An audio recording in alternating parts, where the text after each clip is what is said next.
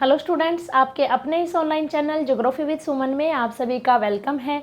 हमारे वीडियोस के इस कड़ी में हम लोग स्टडी कर रहे थे भारत के भौतिक विभाग के बारे में, और भारत के भौतिक विभाग में नंबर 1 भारत का उत्तरी पर्वतीय प्रदेश जो है उसके बारे में हम लोग यहाँ स्टडी कर रहे थे, जिसका पार्ट नंबर 1 ट्रांस हिमालय एवं पार्ट नंबर 2 हिमालय श्रेणी के बारे में हम लोगों ने अध्ययन कर लिया था।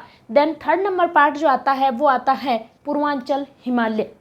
यानी आज के हमारे इस वीडियो का जो टॉपिक है वो रहेगा पूर्वांचल हिमालय, जो कि भारत के उत्तरी पर्वतीय भाग का ही क्या है, विस्तार, या हम कह सकते हैं उसी का ही एक पार्ट है। पूर्वांचल हिमालय जो है, पूर्वांचल हिमालय एक कंटिन्यू पर्वत श्रेणी ना होकर के अलग अलग भागों में फैली हुई है, या अलग अलग टुकड़ों में फैली हुई क्या है, पर्वत श्रेणी है। यानी अलग अलग राज्यों में इस पर्वत श्रेणी को अलग अलग नाम से जाना जाता है। जैसे अरुणाचल प्रदेश में ही फैली हुई अफला, मेरी, डभोर, ये क्या है पर्वत श्रेणियाँ जो कि शिवालिक का भाग थी।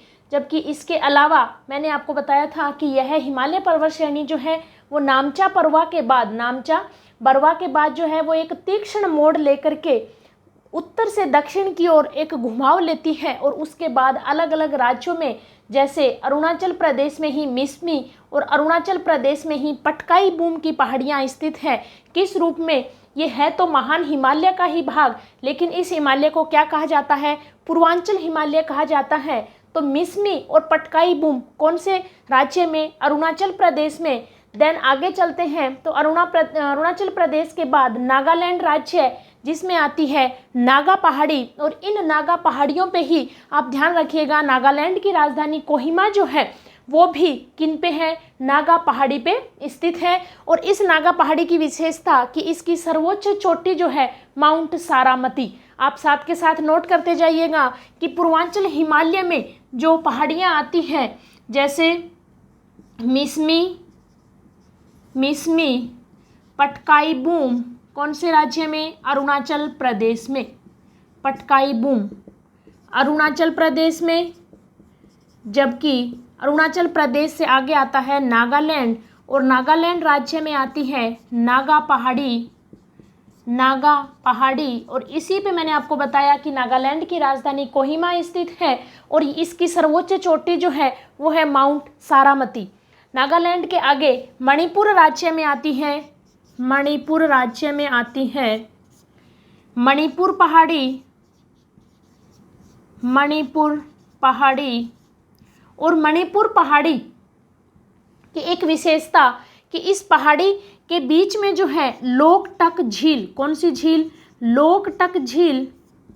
काफ़ी बार कंपटीशन एग्जाम में पूछा जाता है कि लोकटक झील कौन सी पहाड़ियों के बीच में है, तो वो है मणिपुर पहाड़ी के बीच में। और लोकटक झील के बीच में ही एक राष्ट्रीय पार्क, कौन सा? केबुल लामजो राष्ट्रीय पार्क जो है वो लोकटक झील के बीच में है। और इस झील के बीच में स्थित यह राष्ट्रीय पार्क जो है वो झूलता हुआ राष्ट्रीय पार्क भी कहा जाता है। जैसे यूँ लगता है जैसे कोई झूले में कोई राष्ट्रीय पार्क जो है वो झूल रहा हो, क्योंकि दूर से देखने पे चारों तरफ पानी और पानी के बीच में कुछ ऐसा स्थलीय भाग दिखता है ग्रीन, तो वो क्या है?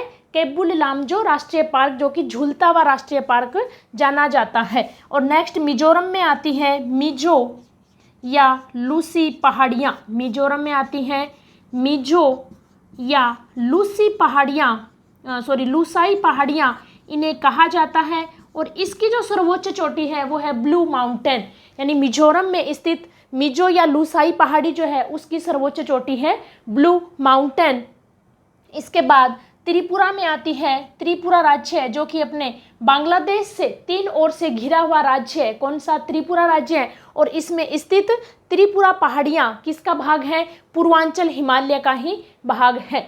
इस प्रकार पूर्वांचल हिमालय अरुणाचल प्रदेश से लेकर के त्रिपुरा तक फैला हुआ अलग अलग टुकड़ों के रूप में ये पहाड़ियाँ स्थित है, ये कहलाता है अपना पूर्वांचल हिमालय। अब आपको लग रहा होगा कि यहीं स्थित मेघालय राज्य में स्थित जो पहाड़ियां हैं, मैडम उन पहाड़ियों का जिक्र क्यों नहीं कर रहे हैं? तो उसका मैं आपको बता दूं कि मेघालय में स्थित जो ये पहाड़ियां हैं ये हिमालय या हम कहें कि पूर्वांचल हिमालय का हिस्सा ना होकर के ये अपने भारत का ही एक भौतिक विभाग प्रायद्वीपीय पठार का हिस्सा है, जिसका अध्ययन हम आगे करेंगे। लेकिन फिर भी मैं एक बार आपको बता दूं कि मेघालय में स्थित गारो, खासी एवं जयंतियाँ, गारो, खासी एवं जयंतियाँ, जबकि असम राज्य में स्थित बरेल पहाड़ी, मिकिर पहाड़ी, ये क्या है, ये प्रायद्वीपीय पठार का हिस्सा है। या यहाँ स्थित जो पठारी भाग है जिसे मेघालय पठार, शिलोंग पठार, कार्बी आंगलोंग पठार, ये नाम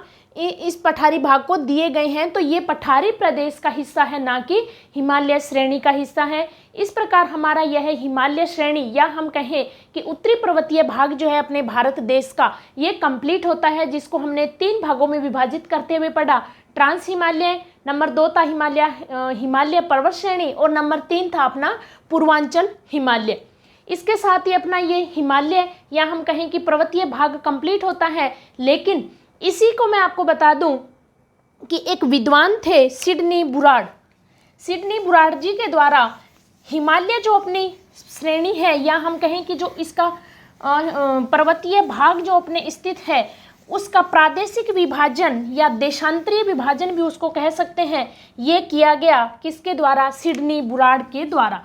यानी हिमालय का प्रादेशिक विभाजन, हिमालय श्रेणी का प्रादेशिक विभाजन, और यह प्रादेशिक विभाजन आपसे पूछा जा सकता है कौन से विद्वान, सिडनी बुराड़ के द्वारा जो है यह विभाजन किया गया।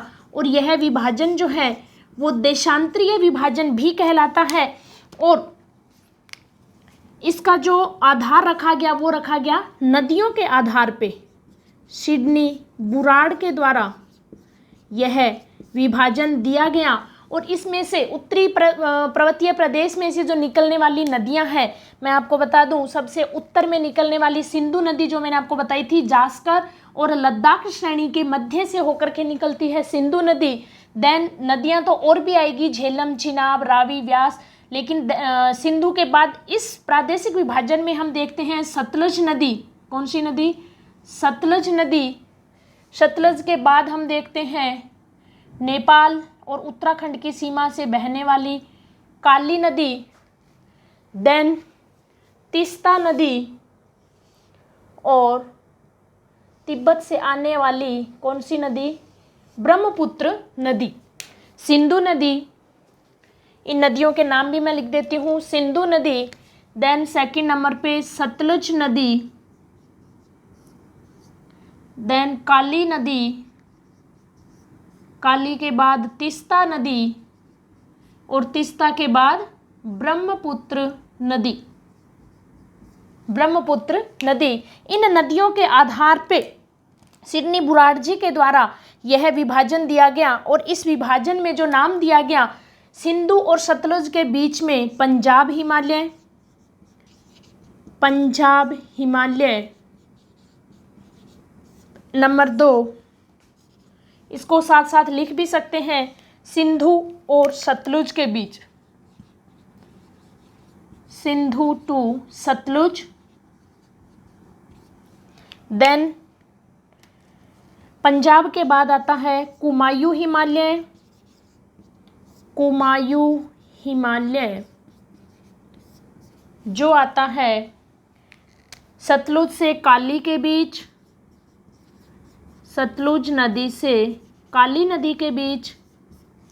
देन आता है काली नदी से तीस्ता नदी के बीच नेपाल हिमालय, नेपाल हिमालय।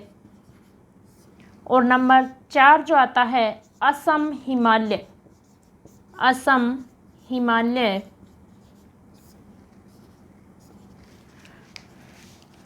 और नेपाल हिमालय जो आता है काली से, काली टू तीस्ता। और असम हिमालय जो आता है तीस्ता टू ब्रह्मपुत्र, ब्रह्मपुत्र। यानी तीस्ता से लेकर के ब्रह्मपुत्र के बीच कौन सा हिमालय, असम हिमालय।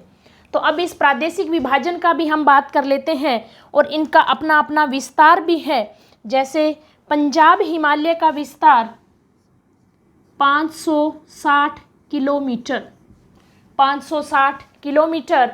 इसको हिमाचल हिमालय भी कह दिया जाता है। क्यों? क्योंकि ये हिमाचल प्रदेश में स्थित है, तो इसे हिमाचल हिमालय भी कह दिया जाता है। सिंधु से सतलुज के बीच 560 किलोमीटर की लंबाई में फैला हुआ यह प्रादेशिक विभाजन किसका? हिमालय का। और इसका जो सर्वोच्च शिखर है वो आ जाता है नंगा पर्वत। नेक्स्ट आता है कुमायूं हिमालय, सतलुज से लेकर के काली के बीच 320 किलोमीटर लंबाई में फैला हुआ कुमायूं हिमालय, जो कि प्रादेशिक विभाजन नंबर 2 सतलुज और काली नदी के बीच, और इन नदियों के बीच का जो ये भाग है, इस क्षेत्र में मुख्य रूप से ग्लेशियर्स पाए जाते हैं। जैसे मैंने आपको यहाँ बताया भी था महान हिमालय में कि गंगोत्री, यमुनोत्री, संतोपथ, मिलाप, ये सब क्या है? यहाँ ग्लेशियर्स पाए जाते हैं। और इन ग्लेशियर से निकलने वाली नदियाँ जैसे यमुनोत्री है, भागीरथी है, अलकनंदा है, ये यहाँ की क्या है? प्रवाहित होने वाली नदियां हैं। नेक्स्ट जो आता है वो आता है नेपाल हिमालय। यानी आपसे एक क्वेश्चन ये भी पूछा जा सकता है कि अपने भारत देश के उत्तरी मैदान में बहने वाली मुख्य जो नदियां हैं उनका कौन से हिमालय से उद्गम होता है? तो आपके सामने ऑप्शन पंजाब हिमालय, कुमायूं हिमालय, नेपाल हिमालय और असम हिमालय दे दिया जाए तो आंसर क्या होगा? कुमायूं हिमालय। क्योंकि मुख्य रूप से जो यमुना नदी है, भागीरथी नदी है, अलकनंदा नदी है, इन नदियों का उद्गम कहाँ से होता है? कुमायूं हिमालय, जो कि सिडनी बुराड़ जी के द्वारा प्रादेशिक विभाजन के अंतर्गत बताया गया। नेक्स्ट आता है अपना नेपाल हिमालय। और नेपाल हिमालय जो है वो सबसे लंबा और सबसे ऊंचा, सबसे लंबा, क्योंकि 800 किलोमीटर की लंबाई में फैला हुआ यह हिमालय का भाग काली नदी से लेकर के तीस्ता नदी के बीच, और सबसे ऊंचा क्योंकि हाईएस्ट पीक एवरेस्ट, जो कि विश्व की सबसे ऊंची 8,848 मीटर जो चोटी है वो भी यहीं स्थित है। इसीलिए सबसे लंबा और सबसे ऊंचा जो हिमालय क्षेत्र है, कौन सा? नेपाल हिमालय, वो यहाँ स्थित है। और यहाँ से निकलने वाली जो नदियाँ हैं वो आ जाती हैं कोसी नदी, गंडक नदी, बागमती नदी, इस क्षेत्र से निकलने वाली नदियां हैं। और नेक्स्ट जो नंबर 4 आता है आसाम हिमालय, ये भी 720 किलोमीटर लंबाई में फैला हुआ, 720 किलोमीटर लंबाई में फैला हुआ तीस्ता से लेकर के ब्रह्मपुत्र के बीच का जो क्षेत्र है जिसे नाम दिया गया है आसाम हिमालय। और इसके में भी काफ़ी नदियां जो है, छोटी छोटी नदियां, दिहांग है, इस प्रकार से जो छोटी छोटी नदियां हैं वो इस क्षेत्र में निकलती हैं। और इस क्षेत्र को नाम दिया गया है कौन सा हिमालय? आसाम हिमालय। और इसमें काफ़ी दर्रे भी हैं, जैसे अरुणाचल प्रदेश के बोमडिला है, बुमला है, इस तरह के जो दर्रे हैं वो कौन से क्षेत्र में स्थित है? आसाम हिमालय में स्थित है। तो ये था अपने हिमालय का प्रादेशिक विभाजन। और इस प्रकार मैंने आपको बताया कि हिमालय पर्वत श्रेणी जो मैंने आपको अलग अलग भागों में भी विभाजित करके बताई, और इसके साथ ही अपने भारत का भौतिक विभाग कौन सा? उत्तरी पर्वतीय प्रदेश हम लोगों ने अच्छे से अध्ययन भी किया। और मैंने आपको मेरी तरफ से बहुत अच्छे कोशिश करके आपको समझाने का भी प्रयास किया है। इसमें एक छोटी सी मिस्टेक मैं आपको बताऊं कि मैंने आपको बताया था जब हम जिक्र कर रहे थे महान हिमालय और मध्य हिमालय के बारे में, देन तीसरा हमने पढ़ा था शिवालिक हिमालय, तो बाय मिस्टेक मैंने आपको बता दिया था कि इसमें मध्य हिमालय और शिवालिक हिमालय के बीच, मध्य हिमालय और शिवालिक हिमालय के बीच जो घास के क्षेत्र हैं उन्हें कहा जाता है द्वार। तो वो घास के क्षेत्र नहीं है, सॉरी, वो बाय मिस्टेक मेरे मुंह से निकल गया था, वो घाटी क्षेत्र हैं। क्या है?